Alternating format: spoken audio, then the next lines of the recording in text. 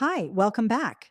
I'm Kathleen Jasper, and today we're talking about one of the most important parts of your reading exam, the constructed response.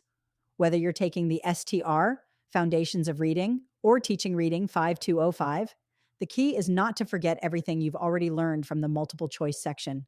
Your answers should still emphasize explicit, systematic, and recursive instruction.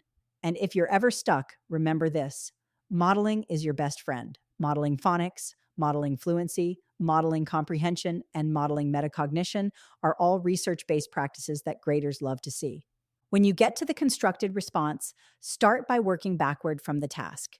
Before you read the long scenario or dig through the student data, look at what the prompt is actually asking you to do. Most of the time, you'll need to identify a student need, recommend an instructional strategy, and explain why that strategy will help. That's the formula: need, strategy, rationale. Keep it simple and stick to it. For foundational reading skills, look for a specific weakness in areas like phonemic awareness, phonics, or fluency. If a student is misreading words like ship as sip or chat as cat, that points to difficulty with consonant digraphs. In your response, clearly identify the need, cite evidence from the data, and then recommend a strategy such as explicit instruction with teacher modeling. Explain exactly what the teacher would do and why it works. The more specific you are, the stronger your response will be.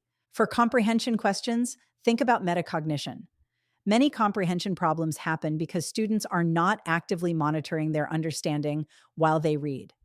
A teacher think aloud is an excellent strategy here. Describe how the teacher would pause during reading, model their thinking, and demonstrate how skilled readers make meaning from text. Then connect that strategy to grade level expectations or academic standards. Even a general statement about aligning instruction to standards can strengthen your response. At the end of the day, remember the formula: identify the need, provide a strategy, and explain the rationale. Use specific evidence from the prompt, reference standards when appropriate, and don't be afraid to lean on explicit instruction and modeling. Those are proven, research based practices that work across reading instruction and help you craft strong, constructed responses on test day. If you're looking for extra support as you prepare for your teaching reading exam, head over to kathleenjasper.com. And don't forget to follow me on social media for helpful tips, updates, and free resources along the way. Thanks for listening, and I'll see you next time.